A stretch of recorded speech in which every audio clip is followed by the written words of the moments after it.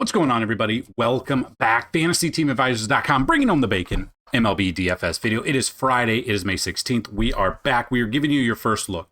So we've already done, if you've never been here before, we've already done 10,000 simulations in the background. We're going to give you our advice in those with some plays at the end. We're also going to break down every single game. So we're going to use Outlier to look at every single game. If you have not used Outlier before, the link to sign up is down below. You're going to get a 7-day free trial. After that 7 days, you get their normal package. We're going to give you a free week of FTA Plus. You do their premium package, we are going to give you a free month of FTA Plus, which includes every single sport. So baseball, basketball is over, but we got baseball right now. We got PGA, we got MMA, and we got NASCAR on Sunday. So we've got all of that, and we are ready to go. So we do break down every single game. We look at them. We look at the pitchers, the batters, historical matchups, BVP splits. We look at it all for you, so you guys do not have to do that. It's a little bit longer video, but that is why we have these chapters for you to click right in if you want to go certain slates or you want to look at everything. After we're done with all those games, we're going to do the pitches be crazy. First off, we're going to do our matchup tool. So what we've done is 10,000 sims have been ran. We're going to give you all the batters that have a 10 out of 10 matchup rating, followed by pitches be crazy, and then followed by some of our favorite sports bets for the day. So we do try to have giveaways every single day. And here's how to win. You got to like this video, you got to be a subscriber to this channel, and you got to leave a comment. You do all of those, and this video gets at least 50 likes, you will have a shot at a free week of all sports. 100 likes on the video is a free month, 150 likes, a free year, 200 or more likes on the video, a chance at a lifetime pass. And the second way to win, somewhere in the video, be a keyword or key phrase, look for it, type it in, and have your second shot. Ivan, congratulations. You have won multiple times. Now you can be the same as Ivan and Sergeant Saint. You guys can be the same. They win all the time because they come back every day. They watch the videos. They are subscribers. They leave a comment and they win. So the keyword was Kit Kat, but we are going to re-roll it and we're going to see who the winner. So you still have a chance to win both times, Ivan. And I believe you're the one who won last time both times, if I recall. And the winner for the keyword is Pathway. Congratulations to both of you. The email is down below in the description, but it is dfshelp1@gmail.com. Both of you email me. Let me know in the subject line whether or not you were the views winner or you were the keyword winner, and we will get your account set up for everything that you guys possibly need. So now that we have both of the winners out of the way, we're going to look at everything. So we have a 2-game early slate, rain concern here. We do have the Chicago. The Cubs game is, I think it is 3 hours earlier. It's at 2:20. Yeah, 3.5 hours earlier. So it's Shane Smith versus Cade Horton. It's a single game. You're not playing the all-day slate on Fanduel. Obviously, I'd go with Cade Horton and the Cubs if you are going to break down that game there. Maybe we'll do a video on the showdown breakdown. We will see. Maybe that if that's something you're interested in, maybe we do that. Just kind of like what we did with the Sunday Night Baseball games, or what we're trying to do with Sunday Night Baseball game. So we do have, there is weather concern here, which kind of stinks. Kind of ruins some of it, but we've got some huge chances for home runs as long as the weather holds off because of the wind. So Great American Ballpark, the wind is blowing. It's got a 47% chance of home runs in this game. The Wrigley Field conditions, Chicago White Sox at the Cubs, we have wind blowing out is 43% chance.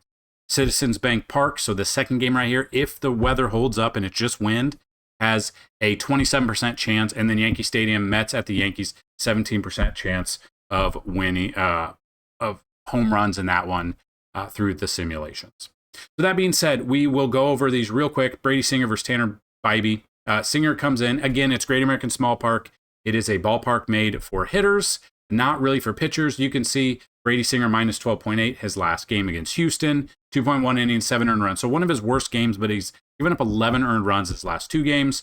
You've got Atlanta, 6 innings pitched, 4 earned runs, 4.1 fantasy points. You got St. Louis at 15.9, not really in the middle. What you're looking for value-wise, you are looking for 2.5 to 3 times value. So you're looking at his $8,300 salary times 2.5 times 3. So for instance, and this, it's not an exact science, but it is part of kind of a nice base point or a floor that you can kind of project out. So times 2.5 is 20.75, so 20.8. And then if you're looking at his like 8,300 times 3, you're looking right around 25 fantasy points, which he can get. He's gotten it before. Doesn't have the best matchup here against Cleveland. But the thing is, if you're playing these two early games, you got to find some pitchers somewhere. Bybee, on the other hand, 3.80 ERA. Been pretty serviceable. At his price, I'm okay with that. But again, like, I don't know. I'm not going to play this early slate. I'd rather look at the batters, though, just because of the matchups, the wind, the weather, everything that's good to go there. I think that's kind of where I want to focus on. Probably just sports betting more so than actually playing this slate for DFS. But we will look at it. So if we are going to just completely forget playing DFS for this and just like sports betting and stuff, like just looking who's had success, like J-Ram against Brady Singer for whatever reason, batting 444 and 27 at-bats with 3 home runs, 10 RBIs, a 1.43 OPS. Like, he is very good. He's better against left-handed pitching, but he just, for whatever reason, sees Brady Singer. So I'm 100% all in on a J-Ram, whether or not you want to take him in a home run bet, whether or not you want to take him in a possible like over two plus bases or something like that. I could completely see that as well. Other bats that have had success, I mean, pretty much everyone's hit against him. They're hitting very well. Over 250 from every single person. It could be let's pile on Brady Singer. Now, while he's been decent for the Reds this year, it could be piling on him for sure.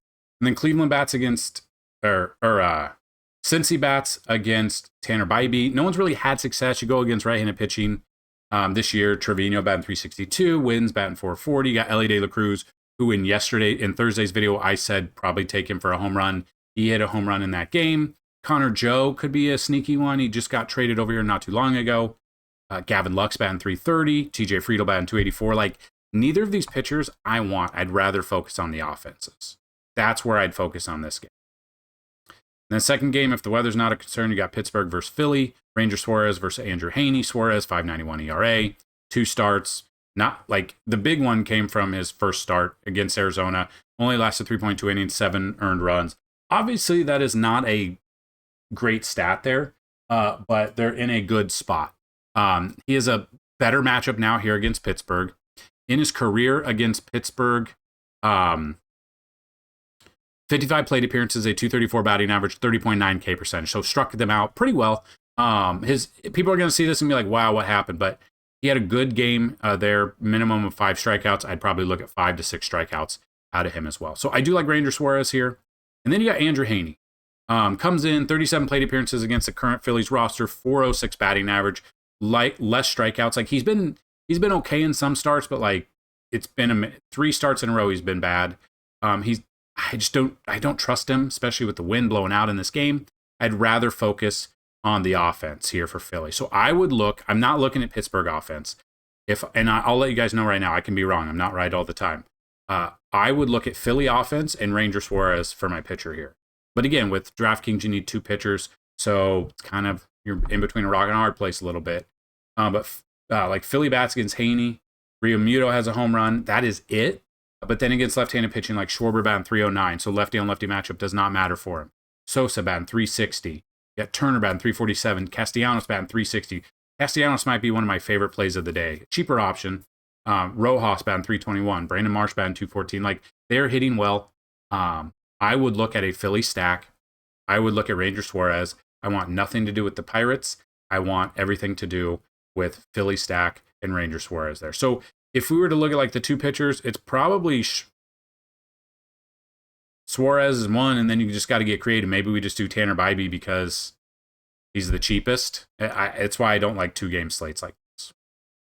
So now we are going to cover the first game of the main slate. That is the Washington Nationals at the Baltimore Orioles, Mackenzie Gore versus Cade Povich. So let's look at these numbers. Like, before the season started, probably I would have had these pitchers about even, but they've had some success. Like Mackenzie Gore, he's had some good games, still has a 3.59 ERA though.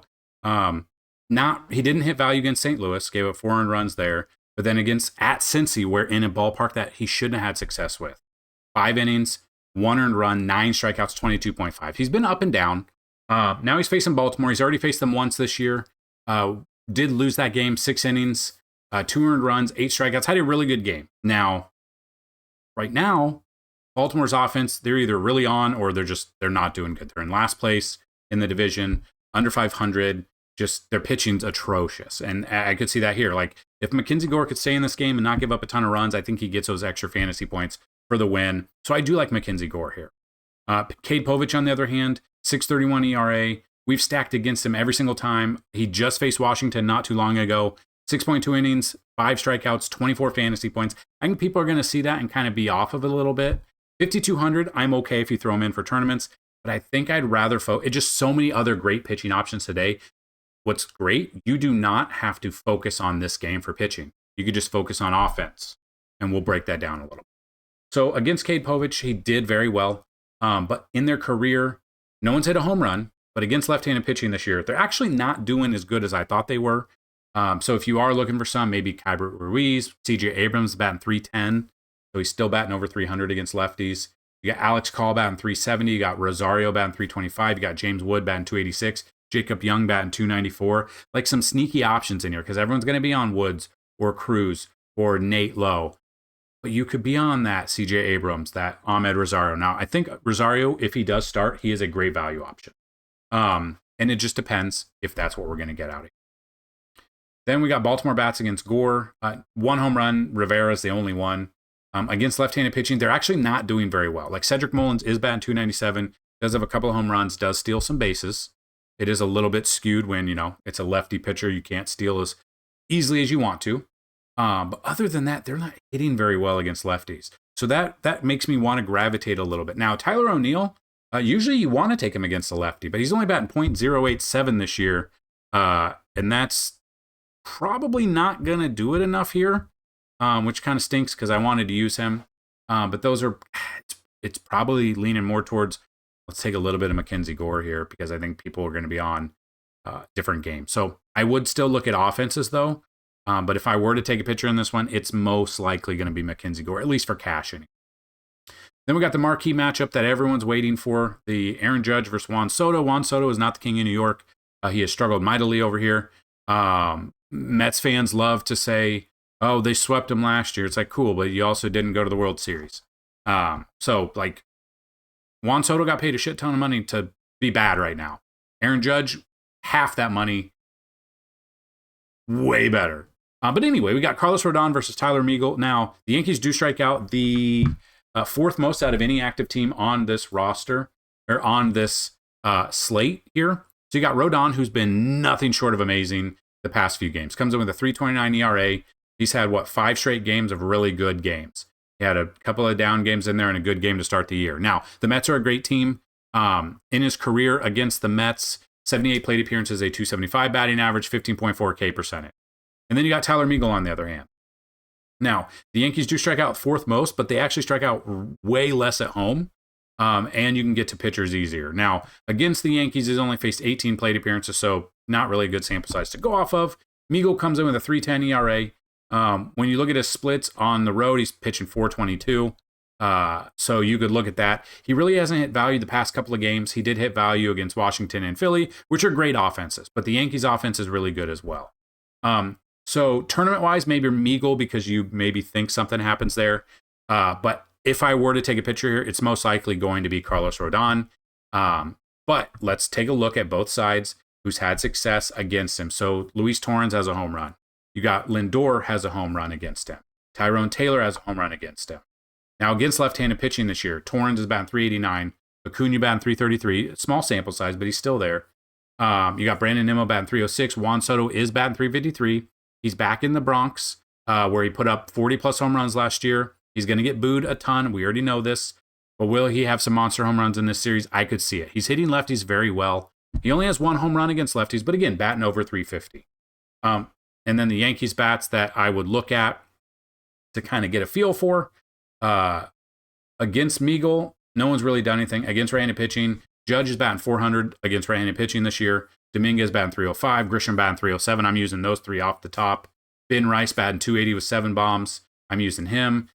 You've got Goldschmidt coming in, and you do have DJ LeMahieu, I assume will be starting second base in this game. He's back off the IL. He's a little cheaper option, but he really hasn't done much in a couple of years. So monitor the situation. Would not surprise me if LeMahieu gets hurt and is out of the season yet again very soon. But I would look at those bats for the Yankees. You could look at a little bit at Austin Wells maybe, or Vivas. I don't think Vivas is going to be playing. Volpe's another one, or Bellinger. So pretty much the only person Like, I like this entire Yankees lineup, minus I wonder who's going to be playing third. I think LeMahieu is going to be playing second. Third base is probably going to be Pablo Reyes. I honestly probably not using LeMahieu or Reyes if that's the keystone starters there at second and third.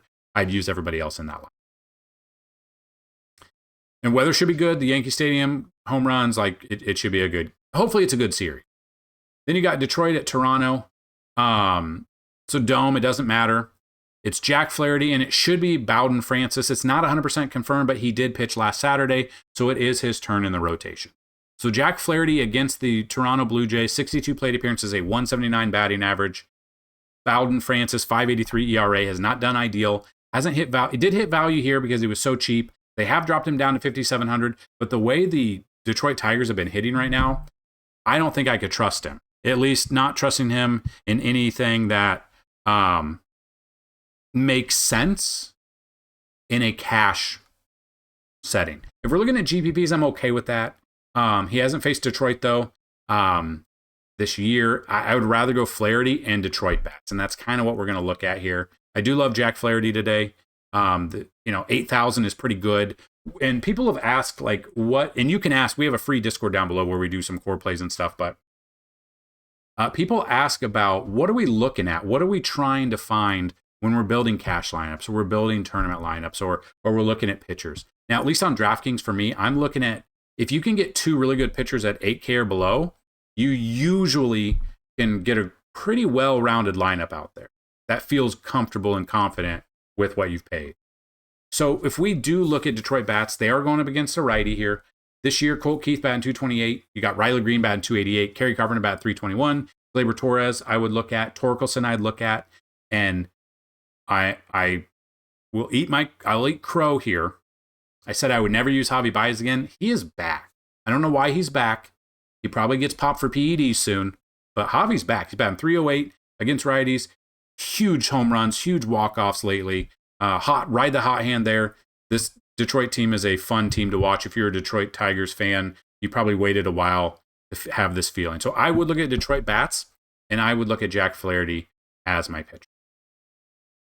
So then the next game, Atlanta at Boston, a great pitching duel here. Battle of the lefties, one's a former Boston guy, one's a current Boston guy. Both are former White Sox pitchers, both huge lefties. Crochet, 10,600. Chris Sale, 8,900. Now, Boston does strike out the third most out of any team. They do strike out 9.24 times per game. These are both guys here. Looking at Crochet, one sub 2 ERA. We know he's really good. 31 fantasy points against Kansas City in a pitcher's ballpark against a team that doesn't strike out a ton. He got 9 strikeouts in that game. He is going up against Atlanta. They have struggled this year. 24 plate appearances against Atlanta, so hasn't seen him much. 143 batting average, 25K percentage there. So we look at that, and those are some great numbers. Atlanta's offense, I rather, like, they start off horrendous. They've gotten better, but it just depends. And I could see, though, this is the problem, like Skubal the other day. You pay up for a pitcher, gives up 5 runs, then it's game over.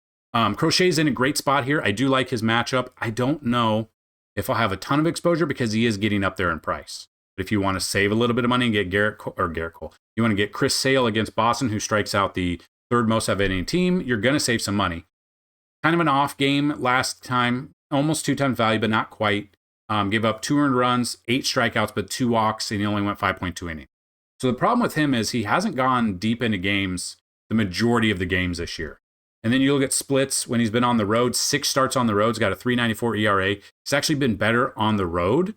All things are great here. Again, though, this ballpark, you can actually hit a home run in right field, a cheaper home run, and a shorter home run in this right field here than any right field in baseball. And you can stats back that. But that's the only problem here. I would, for the price wise, I could see Chris Sale having a great game. Just because you are going to save money. Most likely you should be able to hit value there a little bit as long as he doesn't blow up. But he has had some games where he's blown up this year, so that's been the unfortunate thing in some of the games we've taken him in, but we've also taken him in some games. I think we took him against San Diego. I think was it San Diego? Or what game am I thinking? No, that was the first game. We took him in Colorado. That's right. In that ballpark that I would not usually take a pitcher on, but they're so bad. We took him 10 strikeouts, huge game. He had back-to-back 10 strikeout games. I could see, I'm not saying 10 strikeouts in this one, but I could see 7, 8 plus strikeouts out of Chris Sale here.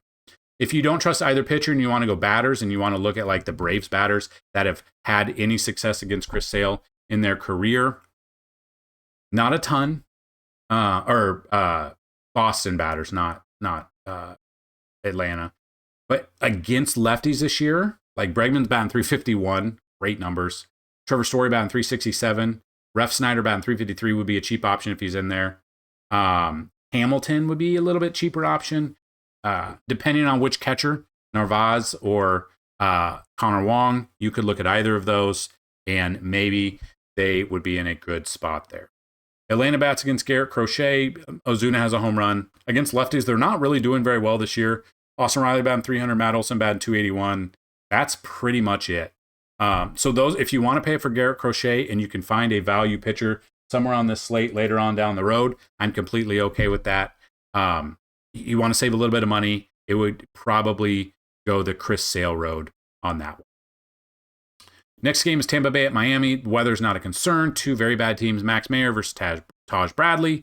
Meyer coming in, 4.37 ERA. Hasn't hit value since he faced the Reds there at 42.5. He's hit at value a couple of times. He's 8,200. He isn't a good matchup because Tampa Bay's offense is pretty bad.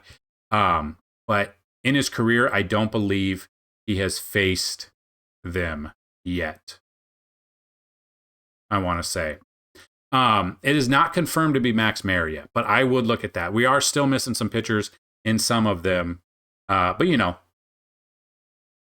you never know.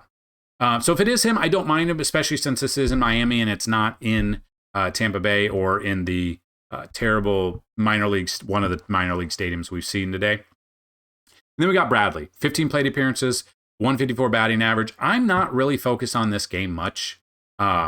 Outside of that, not really looking at bats at the moment. Now, we'll go through the simulations and we'll look at that and we'll see if any of those pop up and tell us like, hey, we need to look at this a little bit more. These bats might be in a good spot. I'm just probably going to avoid this game overall. Again, you've got, 12, 13 games on a main slate. I think 12 games on a main slate. You've got games you don't need to focus on every single game. You need to narrow down. What you really need to look for is narrow down to look at the Vegas odds, look at the implied team totals, see which teams have implied team totals higher. And then you want to look at ballpark factors and you want to kind of narrow it down from like 12 games to maybe half of that, 5 or 6 games, and build your lineups through there. Now, some of those games, maybe you want to find the games that have the lowest implied team total and look at those pitchers. And that's kind of how you build your lineup. So in this instance, if I'm using one, it's Meyer. If it is in fact going to be him or Meyer, he has not been confirmed yet. So it's really hard to tell. So we'll move on to St. Louis at Kansas City. We got Andre Palante versus Cole Ragans. Ragans is the one that scared me the past couple of starts because he is expensive and he was hurt with a hamstring or something. And then he missed one start? Yeah, he missed one start between Colorado and the White Sox and then came back and dominated for that. But then he was over 10,000 in that game against Boston, against a team that strikes out a lot, which he did get 8 strikeouts out of there, but he also gave up 4 earned runs and only got 13.9. They have dropped his price down to 9,300. I don't mind him. I don't love him. There's other pitching options today. So if we look at that, like Cole Ragans, anyone who's had no real success there against left-handed pitching this year. Cardinals, overall, not very well, but Lars Newbar batting 263. Does better against lefties and righties. Arenado batting 325. Pozo batting 625. Pa has batting 250, and that's it. I kind of do give an advantage to Cole Ragans here. Problem is, his price is up there. And this is in a pitcher's ballpark, though, so it is in Kansas City. So you do get that bump up there. On the flip side of that, Andre coming in. Against him, Royals, you got Sal Perez with 1 home run. That is it. Against right-handed pitching, though, this year, Kansas City has been doing some good things. So Perez, batting 233. He does better against righties than lefties. Isbell batting 292. Bobby Witt batting 302. Vinny Pasquantino batting 230. Like, these are ones I could look at. Drew Waters would be a cheaper outfield option along with Isbell, batting 293 with a home run. Yeah, and that's kind of it. Like, depending on the lineup that comes out, Michael Garcia is batting 290. Does hit righties or lefties better than righties, but still batting 290, which is 50 points above, or like 48 points above the league average right now, which is at like 243, 242. So if I am looking at one of these, now again, things can change, but through 10,000 sims, I'm looking at Cole Reagans and I'm looking at Kansas City bats just a little bit more than I'm looking at Andre Palante and the Cardinals bats. Now, the Cardinals have been putting up some runs. They could surprise us, but at the moment, through 10,000 sims, I'm not really feeling them, but that could change. That's why I tell you, come back about 2 hours before first pitch of the main slate, and we'll have everything covered from 20,000 sims to projections. Everything is up and in between there.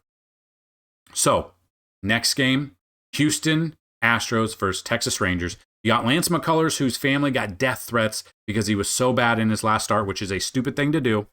It could get worse here because 41 plate appearances against the Rangers in his career, 371 batting average, only 12.2 K percentage. Very low there. And then Nate Eovaldi coming in, 148 plate appearances against the Astros, 24.3 K percentage, 275 batting average, only 5.4 walk rate against them. So let's dig into those numbers and how they've done this year. Looking at the numbers here, just right off the bat, McCullers coming in 50.75 ERA. Obviously, only got one out in that game, his last start, and that was 7 runs in that game. And that was against Cincinnati at home. You would think that would be in Cincinnati. And then an okay start against White Sox, but again, 12.1 is not enough. So in this game, I am not looking at McCullers. I would look at the Rangers as a stack, and I would look at Eovaldi here. He would be one that I'd pay. I feel a little bit more comfortable with him than paying up for Garrett Crochet.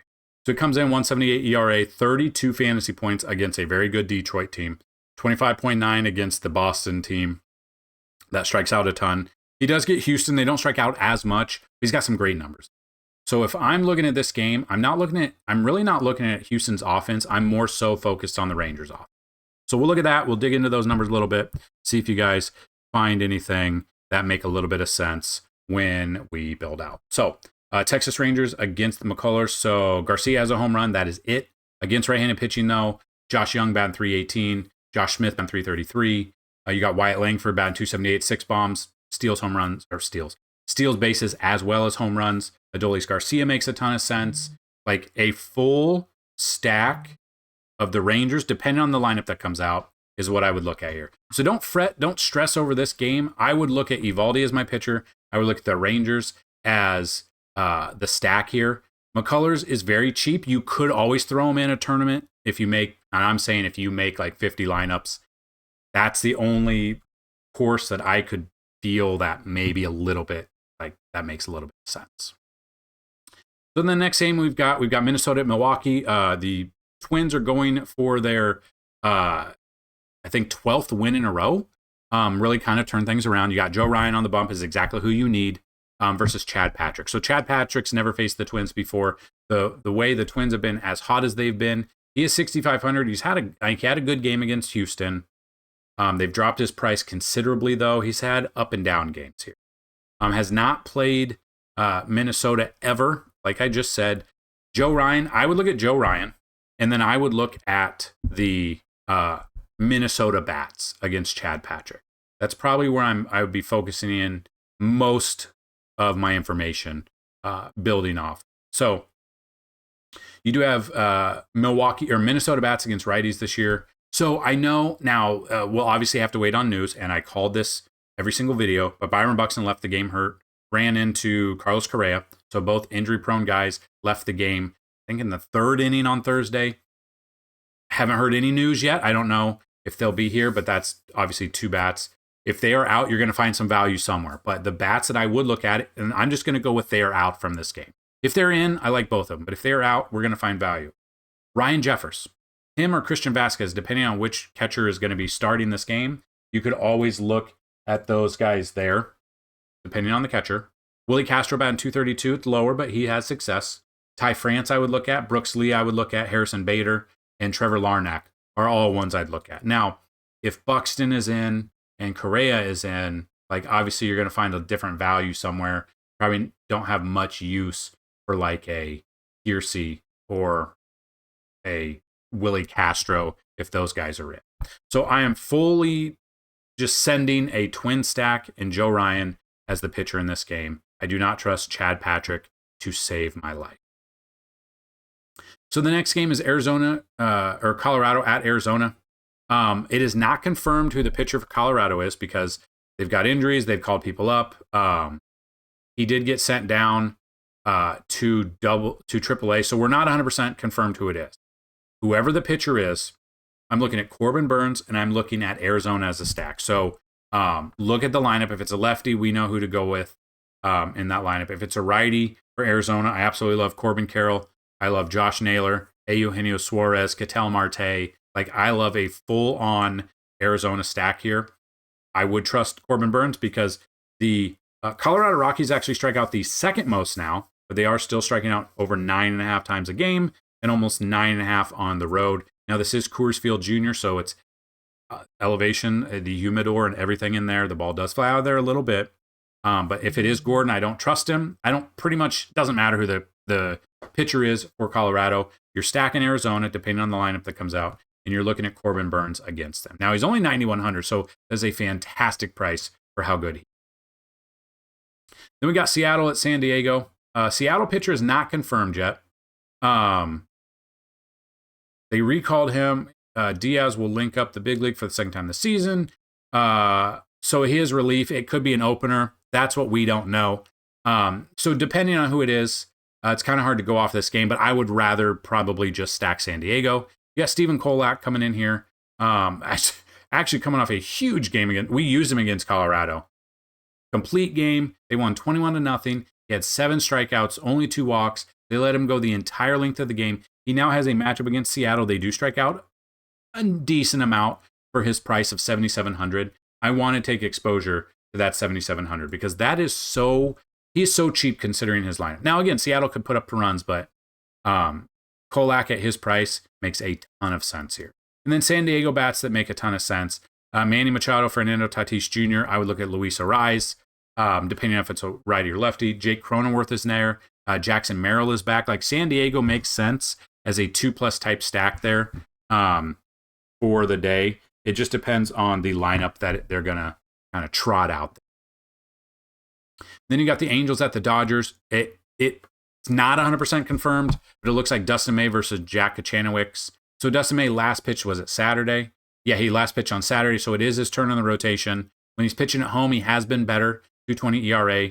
Does get a great matchup here, the best matchup of all pitchers because the Angels strike out the most out of any team. So if it is in fact Dustin May, I'm all over Dustin May against the Angels, and then I'm all over the Dodgers bats against Kachanowicz. So I would look at Freddie Freeman. I would look at Mookie Betts. I would look at obviously Shohei Ohtani. Cheaper options, Will Smith in there, or maybe even a Kike Hernandez, Andy Pages, or James Outman if he's still up. I don't even know if Outman is still up on the team or if they sent him down. Let's see.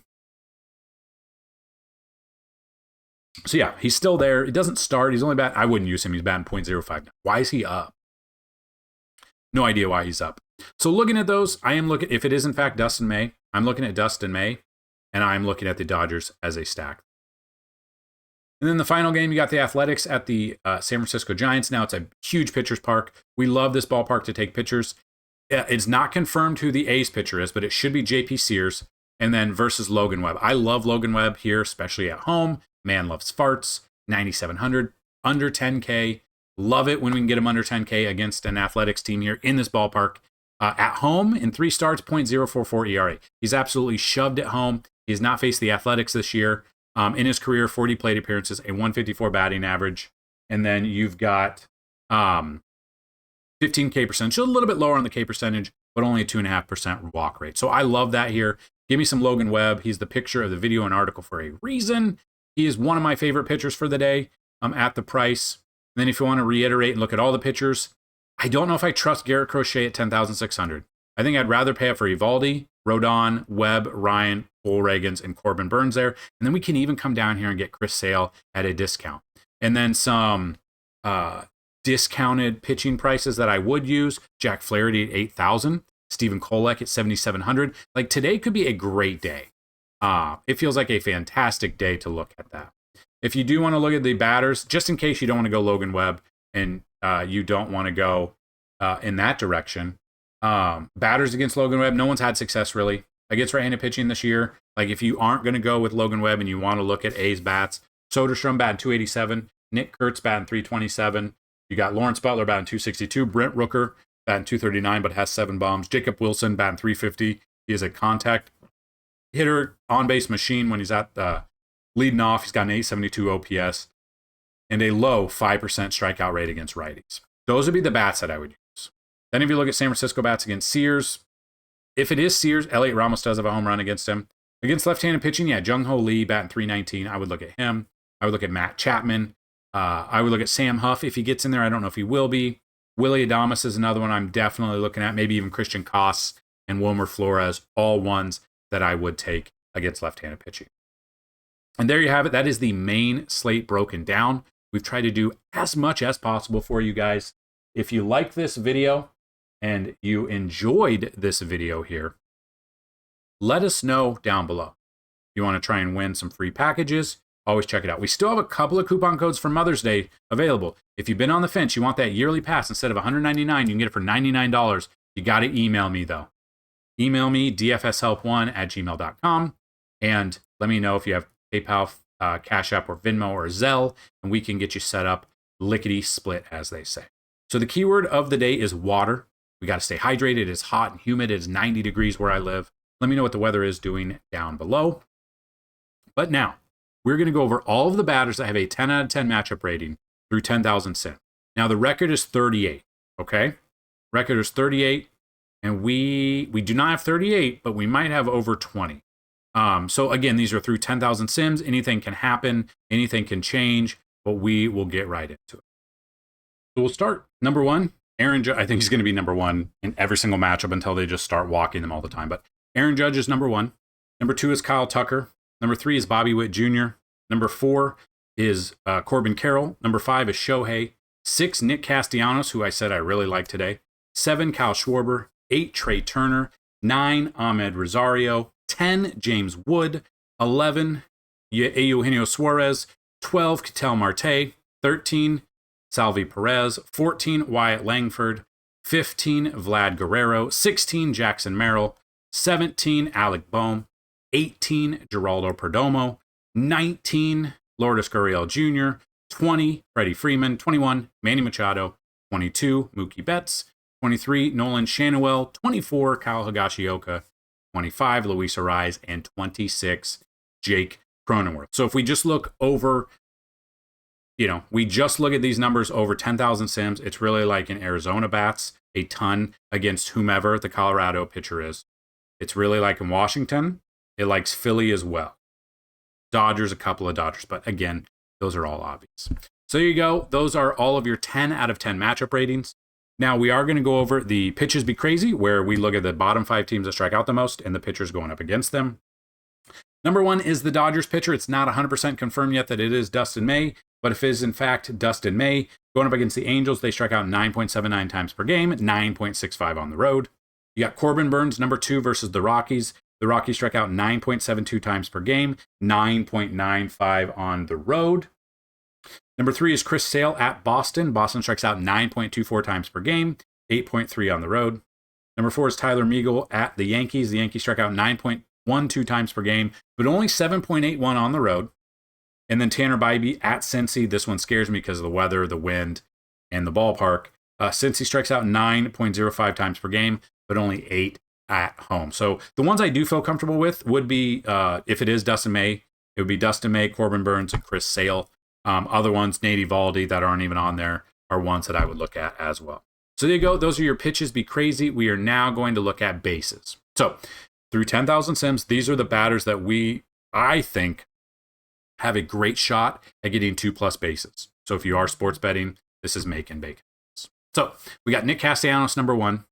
We got Bobby Witt Jr., number 2. Number 3 is Ahmed Rosario. 4 is Corbin Carroll. 5, Salvi Perez. 6, Aaron Judge. 7, Vladdy. 8, Trey Turner. 9, Ketel Marte. And number 10 is James Wood versus Cade Povich. So we got 10 there. I'm not saying parlay all 10 of them because you will not win that one 9 times out of 10 or a billion times out of a billion and 1 times. You will not hit a 10-legger. But life's too short to bet the under. So throw that 10-legger in there. And then strikeouts. So if we're looking at pitchers, we're looking at kind of the targets that I would look at. Chris Sale, if you can find the line for about 7 strikeouts, I would look at about 7 for him. Mackenzie Gore, same thing. If we can find a line for 7 or 6.5 or 6, I'm okay between 6 and 7. Number 3, Rodon versus the Mets. If you can find a line for 7 for Rodon, I'm okay. Next up, number 4 is Joe Ryan. If you can find a line for 6+ strikeouts. Evaldi, 6+ strikeouts. And Logan Webb, 6+ strikeouts as well. So those are your pitchers. Those are your batters. Those are the breakdowns for the entire Friday slate. We will be back for Saturday slate. Don't forget we got MMA for that as well. Have a fantastic Friday. Good luck, DFS sports betting. Let me know how you're doing in the PGA Championship. We put all that information out there. We'll have NASCAR information this weekend, MMA, and MLB as well. We're inching our way closer to the NFL. The schedule is already out. You can already start putting future bets on NFL, and we are very excited. So let me know what you guys would like to see in these videos. Get down in the Discord down below. If you want to get into that Mother's Day special, all you got to do is email me, dfshelp1@gmail.com. Have a fantastic Friday. Good luck, and